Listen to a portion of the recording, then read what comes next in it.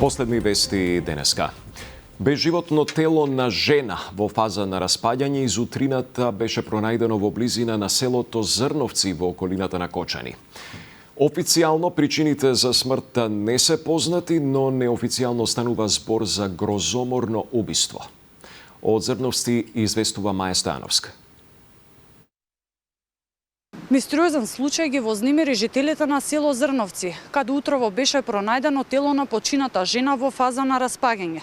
На местото викано Ѓошевски орев во близина на Зрновска река, оддалечено околу 1 километар од селото, и до него води земјен неасфалтиран пат. Телото првпат го забележал случаен локален минувач, кој веднаш пријавил во полиција. По добиената пријава во 10 часот и 40 минути, МВР заедно со обвинител од Кочанското јавно обвинителство веднаш излегле на терен и извршиле увид на лице место. Идентитетот и официјалната причина за смртта на жената засега остануваат непознати, а телото е испратено на обдукција. Жителите вознемирени раскажуваат како не паметат вакво нешто да се случило во нивното село, но и во околните села. Велат дека случајна жена која што е изгубена не бил пријавен овде, па се сомневаат дека можеби станува збор за лице од некое друго место. Телото на жената која беше пронајдено тука вознемири ли целиот случај? Паметите ли нешто вакво да се случило? Да, ово никогаш не се е случило. Бевте ли вознемирени кога слушнавте за вест? Да, целата се тресев. Многу лошо. Во пределот каде што беше пронајдено телото, дали често се движат луѓе, дали сте поминале, дали можеби нешто сте забележале? Не, имаше многу полиција и тоа. Некој ништо не знае. Се нагаѓаат сите. Како што сум ја роден тука во село, не имало никош пат вако нешто што се е случувало. Ви вознемирили целата? Па малце да.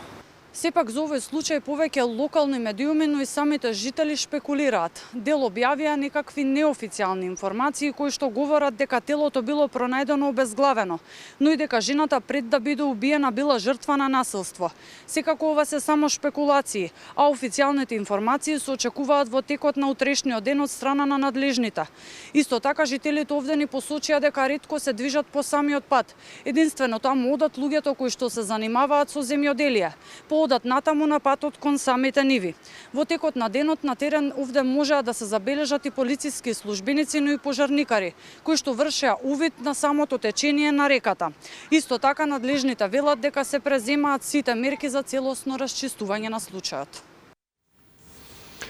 Од Министерството за внатрешни уште информација дека во изминатите 24 часа 6 мажи биле уапсени за семејно насилство, а имало вкупно 7 пријави.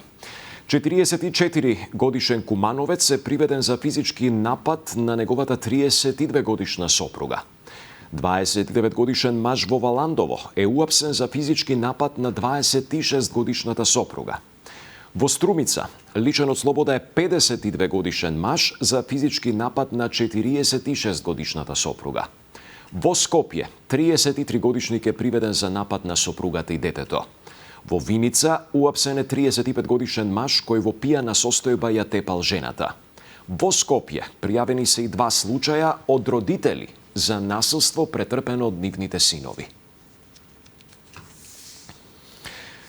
Нафтата на светските пазари продолжува да расте, па во пресред на очекуваното ново поскапување на горивата в понеделник, владата утре, точно напладне, ќе ги соопшти првите мерки за ублажување на ценовниот шок, најавија владини извори.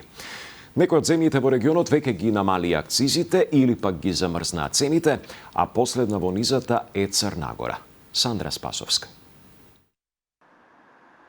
Владата утре ќе излезе со вонредни мерки со кои ќе се ублажи ценовниот шок по двонеделниот раст на цените на нафтините деривати во земјава, брифираат владини извори за Канал 5. Ваквите чекори велат доаѓаат по континуираниот раст на цените на нафтата на светските берзи, но и очекувањата дека со понеделничката одлука на регулаторна трета недела поред во земјава ќе има раст на цените на горивата. Цените на светските берзи растат, што се очекува дополнително да се одрази на домашната цена на бензините. Иако земјава плаќа убедливо на ефтин бензин споредбено со регионот, се очекува во понеделник дополнителен раст на дизелот и бензините. Владата константно ја следи состојбата и утре во 12 часот ќе има воредни мерки за борба против високите цени на бензините. Ќе се донесат мерки со кои ќе се ублажи ценовниот шок. Велат извори од владата за Канал 5. Премиерот Мицкоски пак досега во неколку наврати посочи дека опциите со кои владата би можела да интервенира се намалување на акцизата и ДДВ-то од 18 на 10%, за да се прогласи кризна состојба во земјава и да се намалат акцизите за 1 денар. Треба тон дизел да изнесува над $800, но колкава е цената на тон и натаму останува непознато, бидејќи регулаторна го крие податокот врз основа на кој ги пресметува цените. Дополнително Министерството за економија детално ги анализира и цените на основните прехранбени продукти. Оттаму вела дека се свесни за можните ценовни притисоци, особено тие што зависат од увоз и транспорт, но досега контролите не покажале значително зголемување на цените, освен кај јајцата. Зголемување кое го објаснуваат со берзанскиот раст на сојата и кај маслото, кое исто така велат е последица на берзански раст. Министерството за економија и труд, како и владата, е подготвено да реагира со соодветни и навремени мерки, доколку се утврди неоправдан раст на цените или поголемо нарушување на пазарната стабилност. Во таа насока се анализираат можностите за интервенции кои ќе имаат за цел заштита на животниот стандард на граѓаните, како и можност за таргетирани мерки за најранливите категории.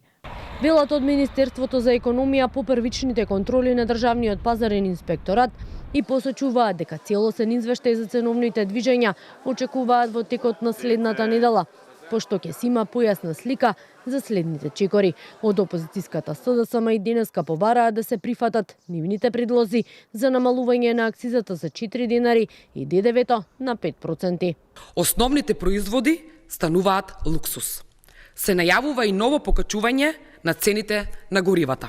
Зошто владата не презема ништо? Чека да се зголеми сиромаштијата. Народот да нема за леп, да не може да се прехрани. Зимите од регионот Србија, Црна Гора, Словенија, Хрватска досега веќе излегоа со мерки како што се намалување на акцизите или пак ограничување на цените на нафтените деривати. Директорот на Државниот инспекторат за земјоделство Васе Накиев почна да издржува мерката 30-дневен притвор во Шутка, откако завчера беше уапсен со мито од 50.000 евра.